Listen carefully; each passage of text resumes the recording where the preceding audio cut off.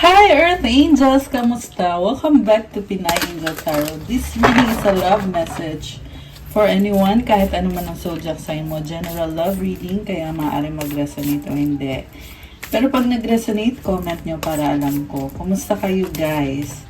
So, we will start the reading with some oracle messages. Tapos mamaya titingnan natin ang intensyon ng taong nasa isip mo.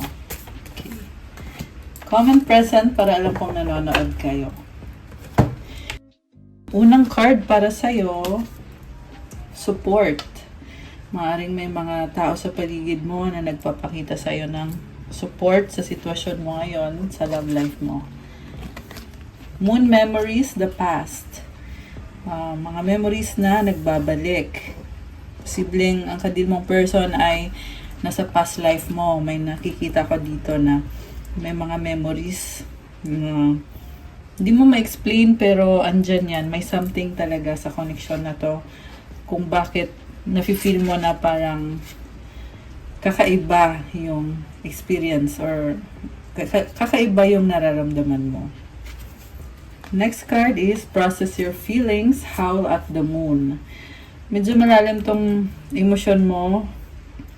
Kailangan pag-isipan ng mabuti. Ayan, nasa process ka ngayon.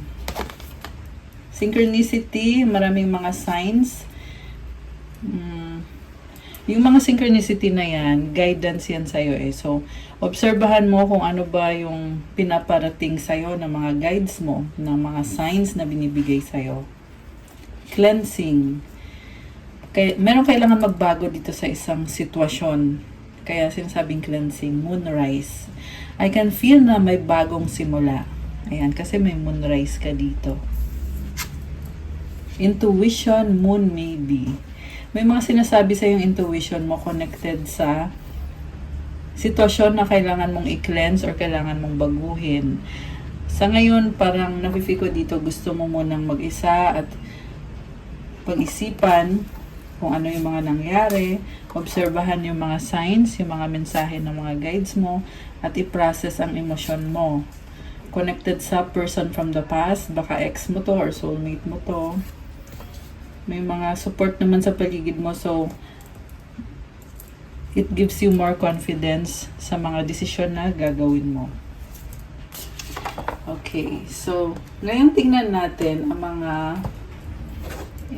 energies connected sa taong nasa isip mo. Tingnan natin ang intensyon nitong person na ito. Okay. Ano nga bang intensyon? Okay, tumalon yung the Chariot card. I can see fast movement. Okay, so ibalik muna natin. Merong movement Merong action, posibleng travel or communication. Anong intensyon ng person mo? Yan, nafe-feel ko na gustong mag-communicate sa'yo itong kadil mong person.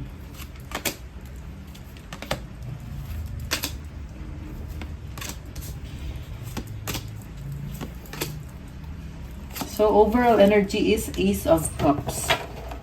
New beginning. May nafe-feel akong spiritual awakening. Kita mong kulay white na dove. And sa spiritual awakening na yan, merong bagong simula. Ayan. Bago yung energy nitong person na to. Full of emotions. Medyo overwhelming. Nag-overflow yung emosyon niya. May na-feel ako na parang natatakot siya kasi nga kakaiba tong pakiramdam na to. Kakaiba yung experience. So, ang focus niya ngayon, the devil. This can be attachment, unhealthy attachment, bad habits, addictions. Posibly guys na nagkaroon ng third party dito. And kailangan i-heal yung sitwasyon. Kasi mukhang merong trauma itong person na to. Kaya nagli-lead sa attachment sa mga material na bagay or sa mga addictions. Kailangan i-heal yung past trauma na yon. What crosses this person is the Hierophant. So, yun na nga, I feel like something immoral yung ginagawa niya. Something wrong talaga dito sa ginagawa or sa focus ngayon itong person na to. At mukhang alam naman niya kaya lumabas ito sa focus ng person mo ngayon. Mukhang alam niya kung ano yung mali or kung ano yung kailangan itama.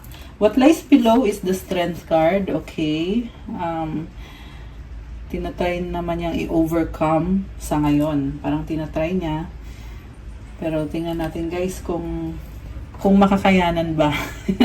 Kasi strength is about inner strength eh. Ayan. Hindi yan sa physical na lakas but yung sa loob.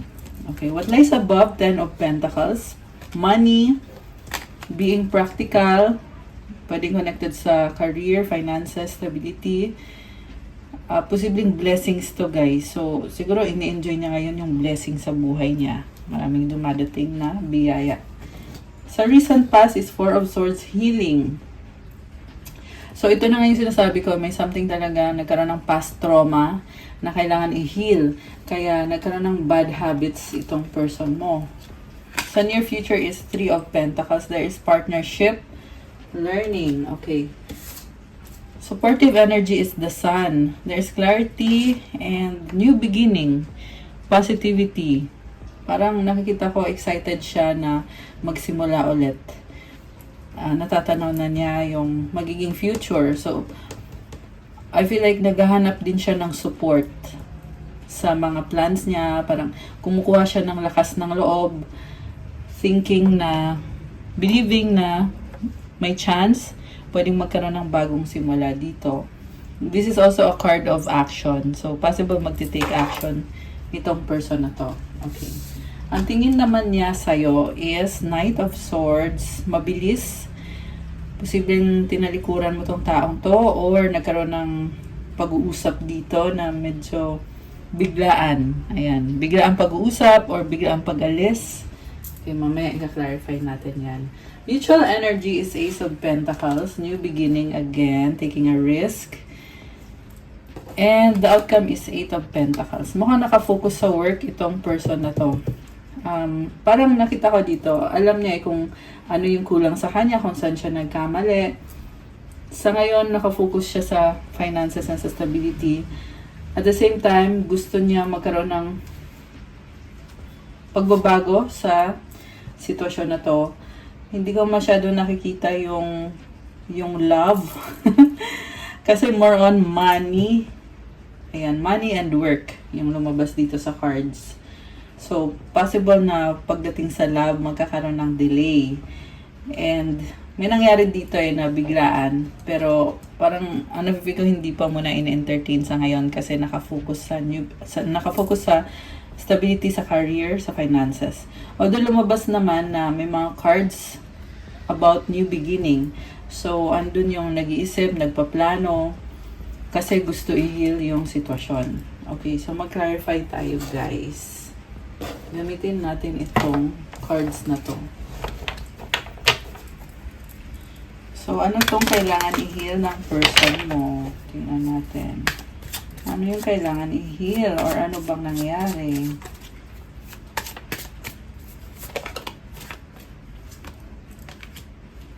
Six of Pentacles, the Chariot, 3 of Pentacles, the Emperor. Page of Wands sa bottom of the deck. Karmic situation.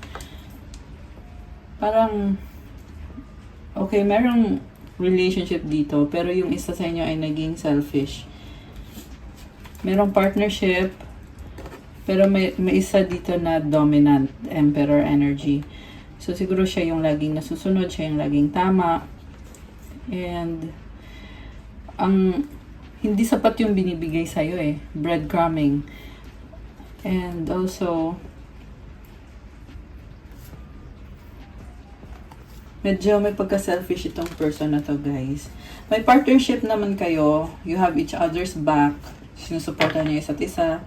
Parang palagi niyo iniisip, ano bang gusto mo mangyari? Ano bang plano natin? May laging ganon. Pero for some reason, kahit na may mga plans, palaging kulang. Okay, palaging not enough. Page of Wands. So, ito na nga, bago yung energy ng person mo. parang nagbago yung isip niya sa sitwasyon or bago yung plano niya. Parang na-feel ko dito bumaba yung pride niya. Kasi kanina emperor siya, ngayon page of wands na lang. So, siguro ina-assess niya yung sitwasyon. Medyo malungkot siya. Medyo nado-down. Bakit? Knight of Cups. Kasi feeling niya kailangan ka niya. Mukhang nagkaroon ng breakup dito dahil sa burden, 10 of Wands.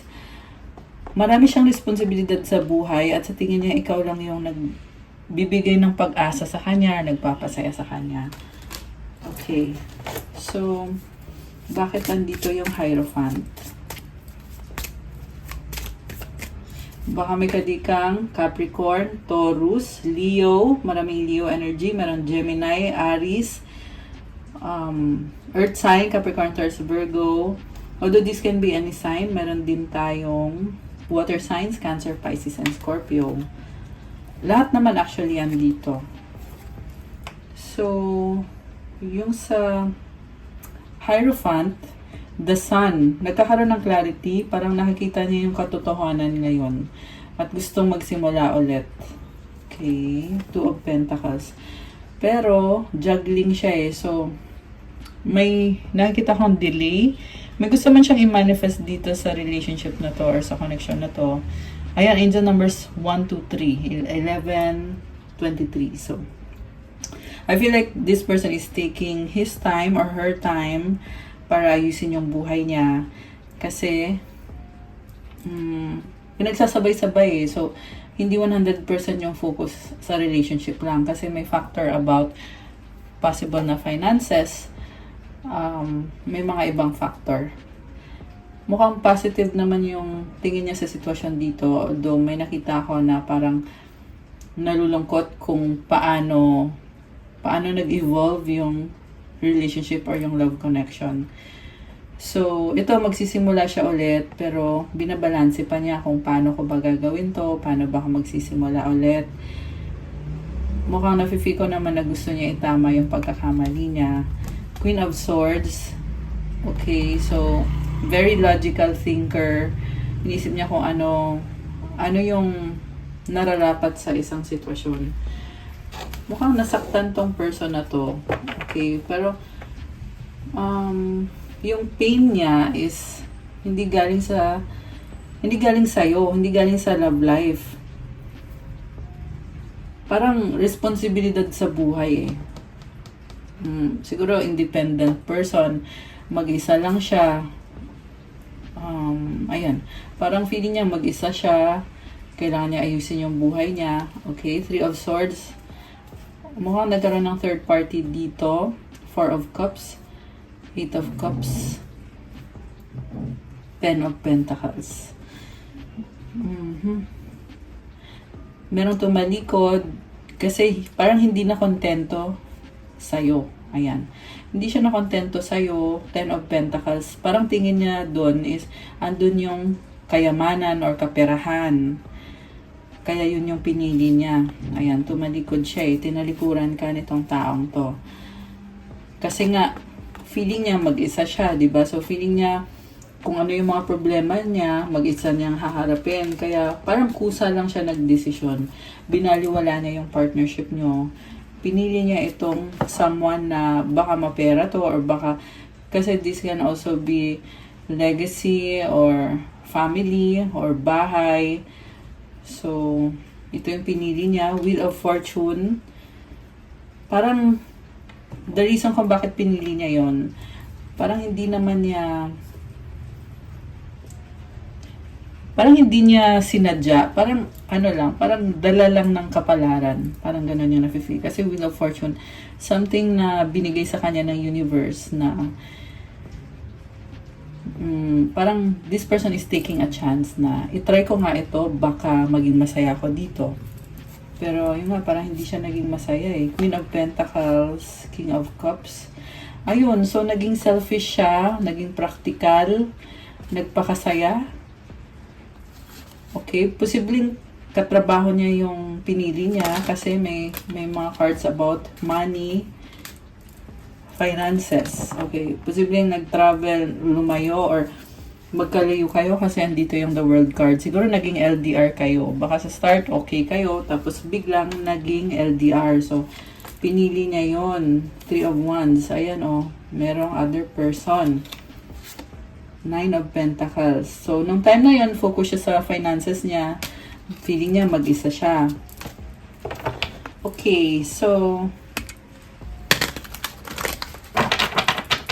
bakit naman ngayon parang may nakita ko dito guys na tinalikuran niya yung partnership nyo at ngayon gusto niyang bumalik. Okay. Bakit parang gusto niyang bumalik ngayon? Pabago-bago to eh. Black Numen, Magician, Knight of Wands. Oh my gosh. Alam mo, nakita ko dito, ito nag-cheat talaga, may nangyari sa kanila ng taong yan. Nag-explore siya eh, parang nagtatry. Magician kasi manipulative eh. So, parang sinubukan lang niya magiging masaya ba ako dito. Subukan ko nga to. Explorer naman tong si Knight of Wands. So, tinatry niya sa ibang person. Tinatry niya ayan, kung ano man yung ginawa nilang dalawa. Something sexual, something physical. Okay.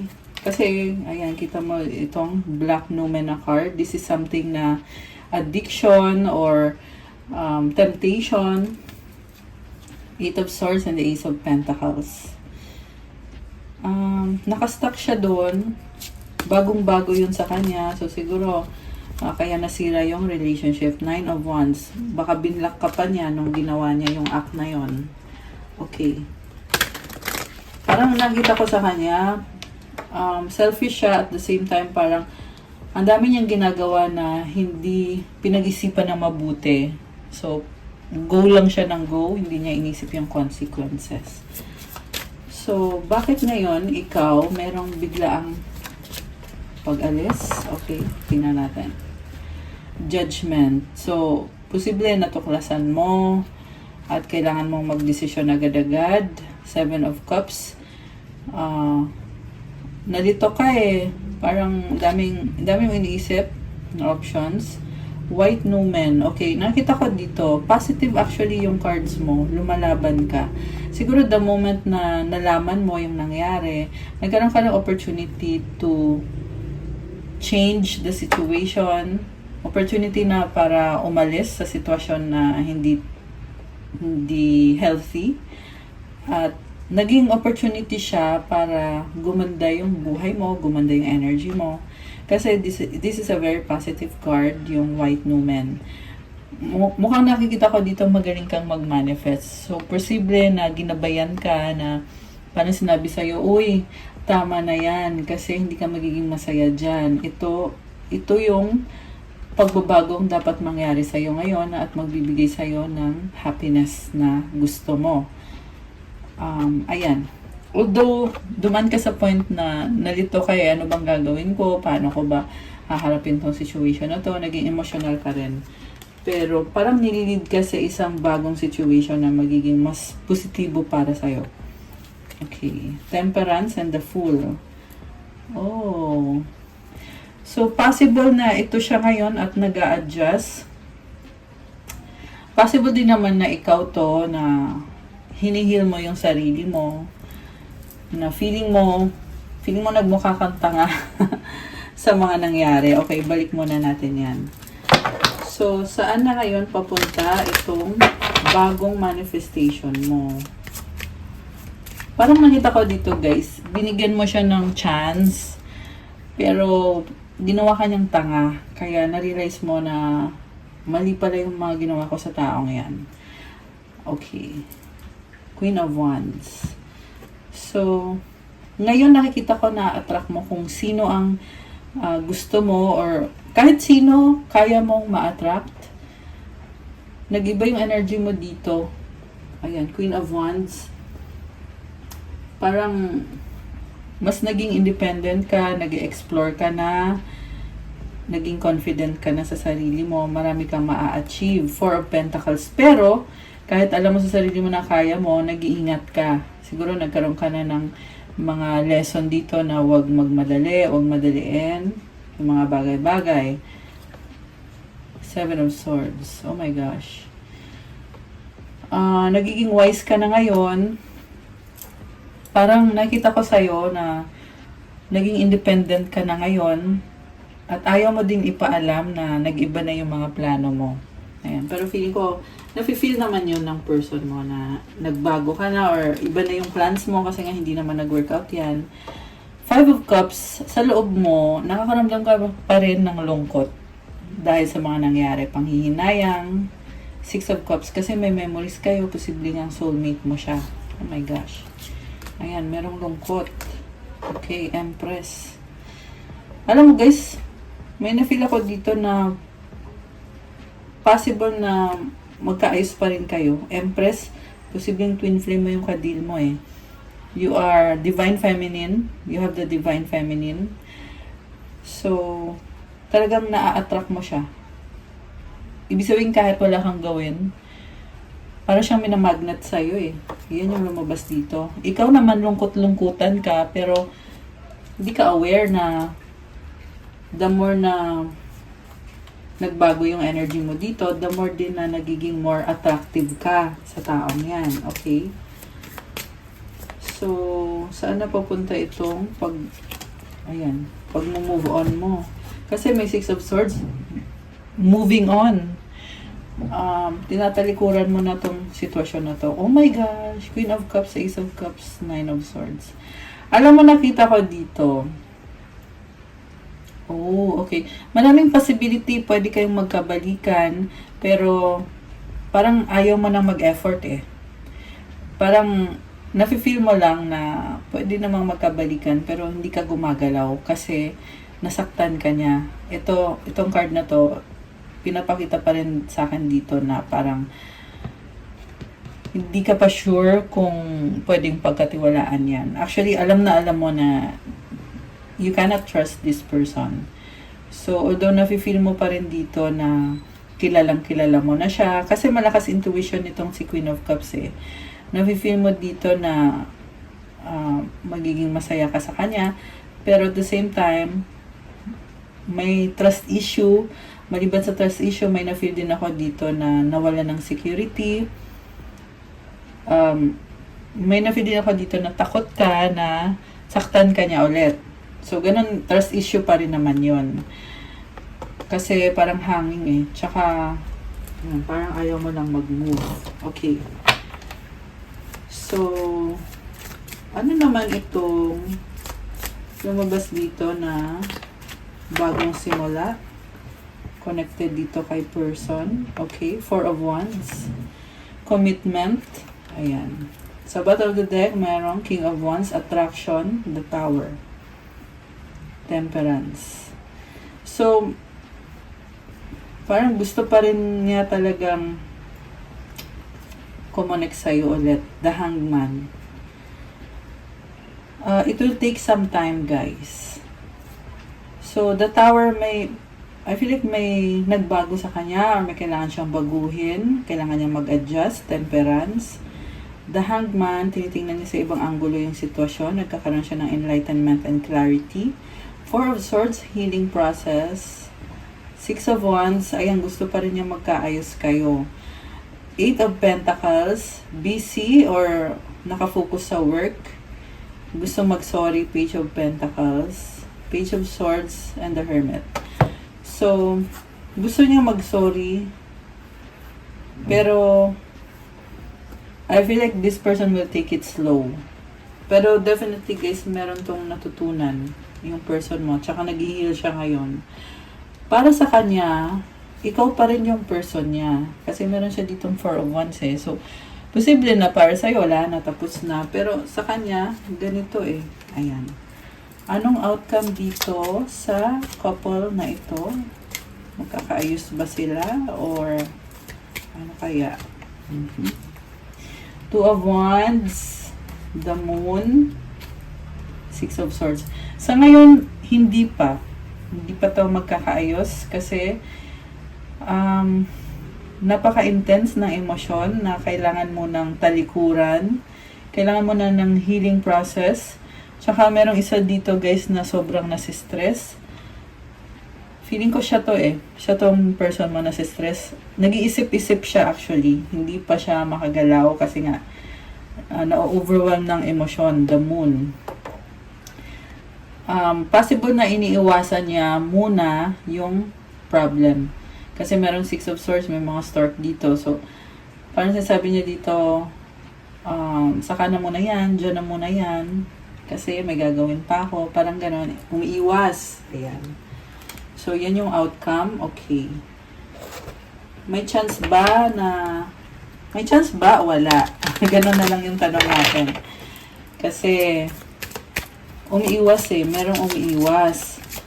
Although, like I said earlier, lumabas naman na nagkakaroon siya ng mga realizations. Okay. Knight of Wands, 3 of Wands, 10 of Swords. Okay, merong nagloko, backstabbing. Justice and the Moon, naghahanap ka ng hustisya sa mga nangyayari sa'yo. You are a strong person. Medyo nalilito ka lang sa mga nangyayari. The Tower, oh my gosh. Sobrang nadadown ka sa nangyayari, overwhelmed ka. Pero sa totoo lang, kahit nadadown ka, kung kailan ka nakakaramdam na nadadown ka, saka naman lumabas yung lakas mo. Itong Justice. So, hindi ka na talaga papayag dito. Hindi ka papayag na saktan ka niya. Ngayon, lumalabas dito, merong nagbabalik, King of Cups, gustong mag-commit sa'yo, gusto ka makasama, mahal ka. Gustong ayusin, gustong tapusin na kasi kailangan ka niya at gusto niya magsimula ulit, gusto niya mag-sorry, may nagbago sa kanya kasi alam niya na naging irresponsible siya or parang hindi niya pinag-isipan ng mabuti yung mga ginagawa niya. Naging manipulative siya.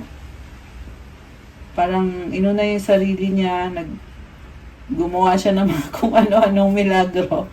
Ayan. Inuna niya yung sarili niya, na-involve siya sa ibang tao. Ayan. Naging selfish siya kasi may mga sarili din siyang problems na ayun, feeling niya kasi yun yung mag-heal sa kanya, which is hindi naman nangyari. Very, full of secrets. Full of secrets, pero nakita ko, minahal ka naman niya ng totoo. Na-obsess nga siya sa'yo eh. Parang sa'yo niya nakita na may hope siya, pero nagdadalawang isip siya. Okay. Dadalawang isip siya dito. Hanggang sa dumating sa point na tinalikuran ka niya. Feeling niya kasi problemado siya at gumawa siya ng kalokohan with another person. Nag-iba siya. In-enjoy niya yung life niya. Ayan, talagang tinalikuran ka nito. Nagbago talaga siya. Pero ngayon, nafe-feel niya na mali yung ginawa niya. Okay, so kailangan ng space para mag-heal. Nahihirapan siya. So, pinag-iisipan niya yung mga nangyari eh. Pinag-iisipan niya, naalala niya yung memories niyo, pero ayaw mo na niyang makipag-usap. Kasi, ayaw niya na, parang ayaw niyang sumbatan mo siya. So, hinihil niya yung sarili niya. The Wheel of Fortune and the Nine of Wands. Feeling naman niya tinry niya yung best niya sa'yo. Pero bakit? Kasi nga, nagkamali siya eh. Tinry niya yung best niya sa'yo, pero nagkamali talaga siya nung nagkaroon siya ng third party. Ayan, third party ulit, umulit-ulit. So, nagigilty siya sa mga nangyari. At ngayon, parang gusto niya makipag-usap. Gusto niya makipag-usap, pero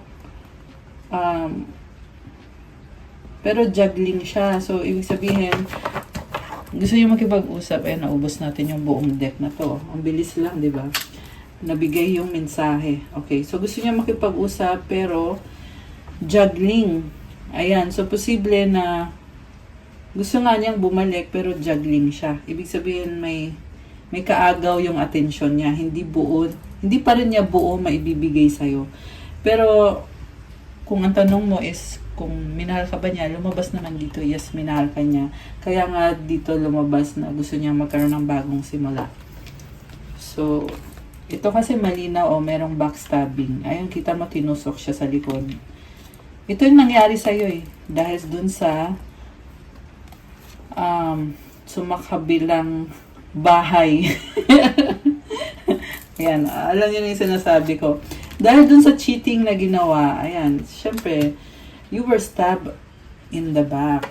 Okay? Pero lumabas na minahal ka niya and parang ikaw nga yung ano niya parang ikaw yung hope niya na maging maganda yung future niya or maging maganda yung buhay niya. Parang ikaw yung nagpapa-feel sa kanya na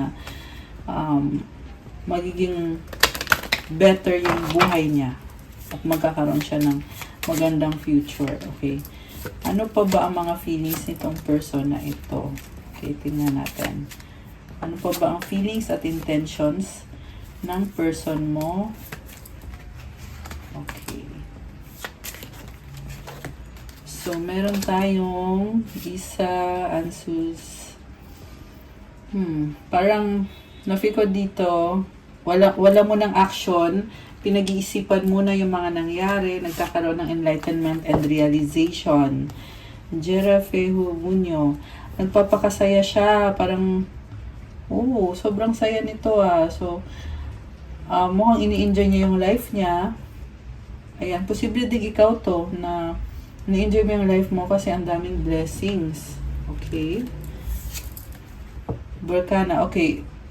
Possible din na ikaw to or pareho kayo na may sarili kang mundo na safe ka, secure ka, at hindi mo sinasarado ng tuluyan yung pintuan mo sa mga possibilities. So, dalawa kasi yung possibility para sa'yo na nakita ko, which is una sa lahat, na pwede kang magkaroon ng bagong love. Yung other possibility is itong person na gustong bumalik sa buhay mo. Lumabas din dito na strong person ka, meron kang enlightenment, may nagbago sa'yo. Sa kanya may nagbago, sa'yo din naman. Pero yung pagbabago sa'yo, more on forgiveness and acceptance yung nakita ko na you want to be the bigger person na do not dwell sa mga bagay na hindi ka naging masaya or mga bagay na hindi nag-workout. There is sense of maturity sa'yo. Okay.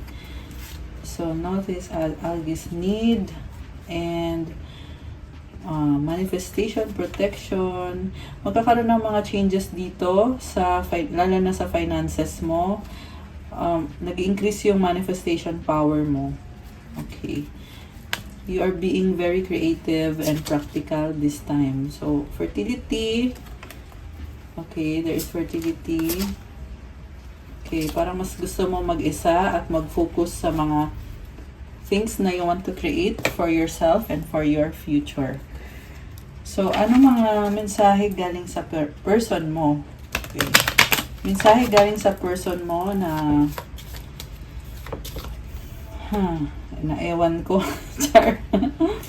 Okay, sabi niya, you have to be patient. So, ibig sabihin, malaki ang chance, guys, na babalik to, inaayos lang niya yung sarili niya. Kaya niya sinasabi na you have to be patient sa situation mo at sa situation ninyong dalawa. Why do we have to be apart? Parang hindi niya matanggap na hindi kayo okay or naghiwalay kayo. You're mine forever and ever. Oh my gosh. Gusto ka niya talaga. Okay. Tingnan pa natin, guys. Kuha tayo ng dalawa. Okay, ano pang gustong sabihin ni person? Now is not the time. So, ito na nga, na-feel ko nga ito na parang may delay. Medyo mabagal yung movement. I want you. Pero, when it comes to attraction, yes, andun yung attraction, gusto ka niya.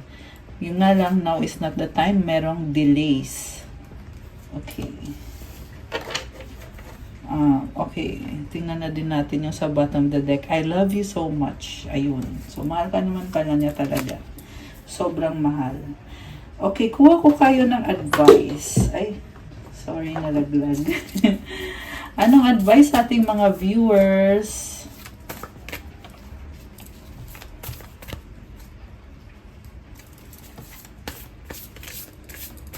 Okay, calmness.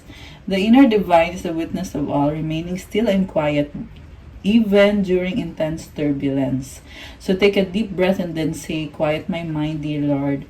May your peaceful calm take over. Nakakatuwa to kasi mukhang intense yung nangyari, pero kalmado ka. And